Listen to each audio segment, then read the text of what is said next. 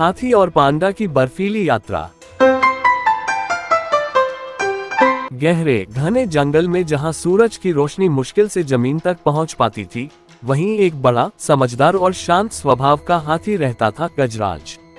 उसका सबसे अच्छा दोस्त था मोमो, एक नटखट और चंचल पांडा जो हमेशा मस्ती करता और नए रोमांच की तलाश में रहता।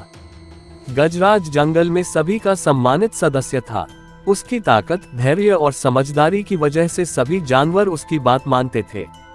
दूसरी ओर मोमो मजाकिया था। ऊंचे पेड़ों पर चढ़ना और लुढ़कना उसकी खासियत थी। एक दिन नदी किनारे बैठकर मोमो ने कहा, गजराज, हम रोज यही मस्ती करते हैं, लेकिन अब कुछ नया करना चाहिए।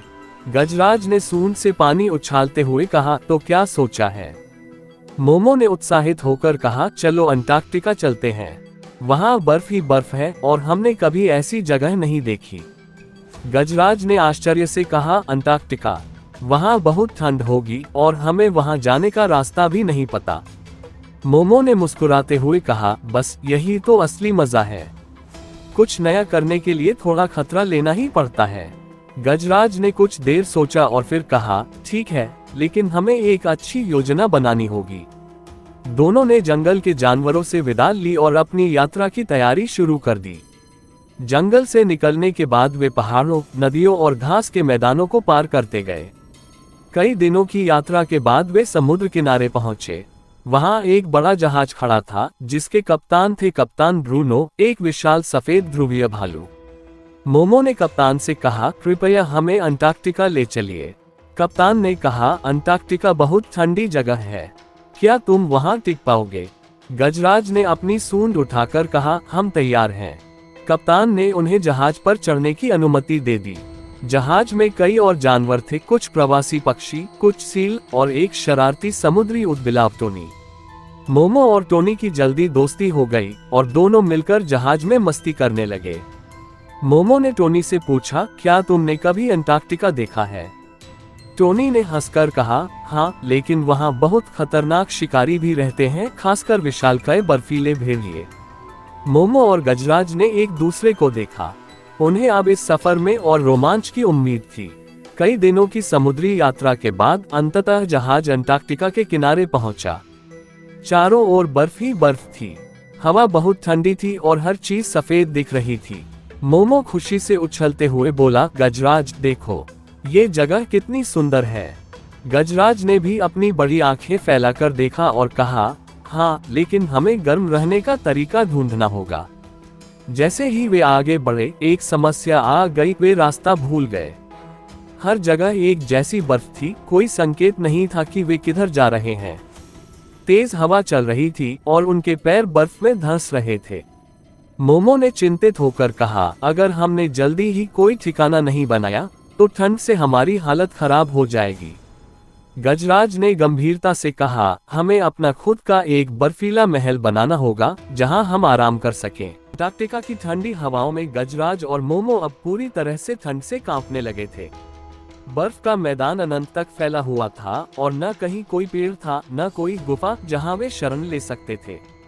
मोमो ने हिम्मत नहीं हारी और कहा, गजराज, हमें जल्द से जल्द यहाँ एक ठिकाना बनाना होगा। गजराज ने सूंड उठाए और पास की बर्फ को छूकर देखा। वह बहुत ठोस थी।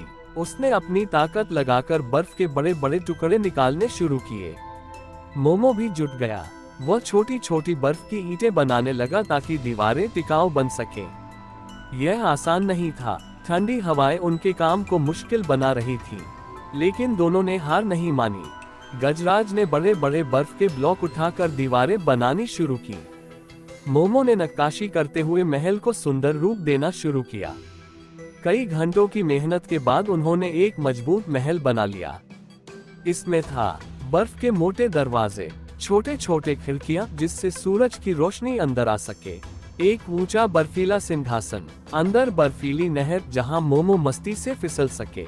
मोमो ने हंसते हुए कहा, अब ये हमारा नया घर है। गजराज ने सिर हिलाया, लेकिन उसे अभी भी चिंता थी, अगर कोई खतरा आ गया तो।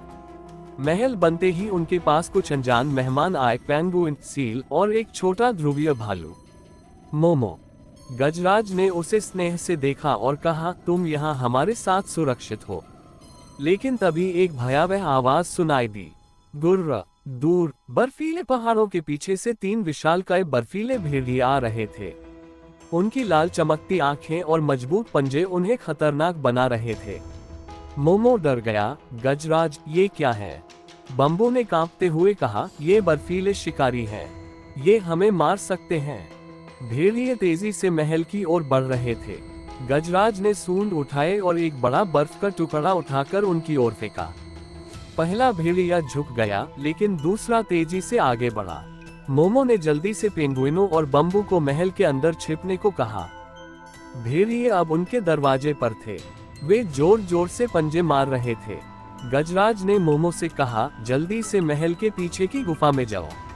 मोमो ने देखा कि महल के पीछे एक संकरी गुफा थी। वो पेंगुइनों और बम्बू को लेकर अंदर भागा। गजराज ने पूरी ताकत से भेड़ियों को रोकने की कोशिश की, लेकिन वे बहुत तेज थे। तभी अचानक गुफा के अंदर कुछ अजीब चमकता हुआ दिखा।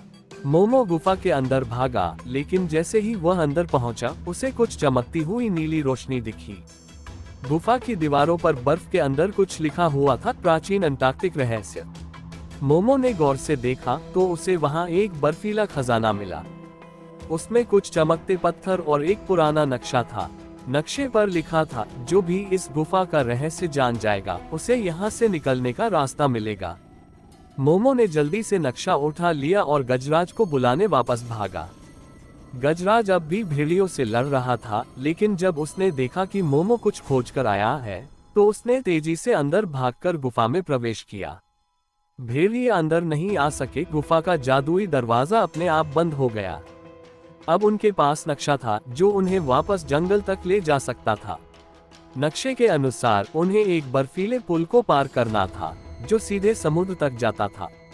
लेकिन एक समस्या थी, पुल बहुत पतला और खतरनाक था। अगर वे सावधान नहीं रहे तो वे समुद्र में गिर सकते थे। गजराज ने कहा, हमें धीरे धीरे चलना होगा।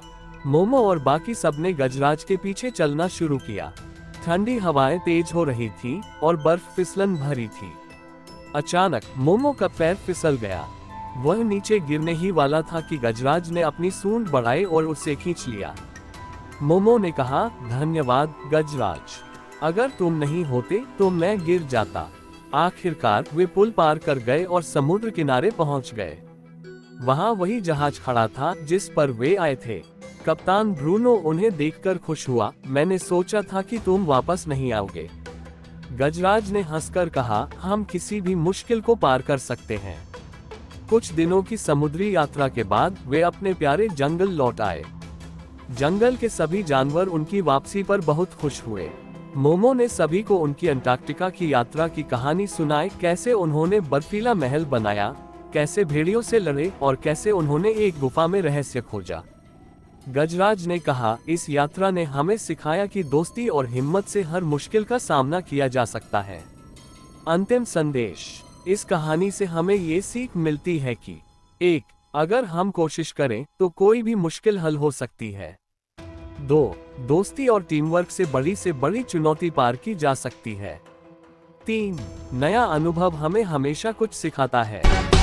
В лес приходит сказка, снег как чистый лист, разноцветный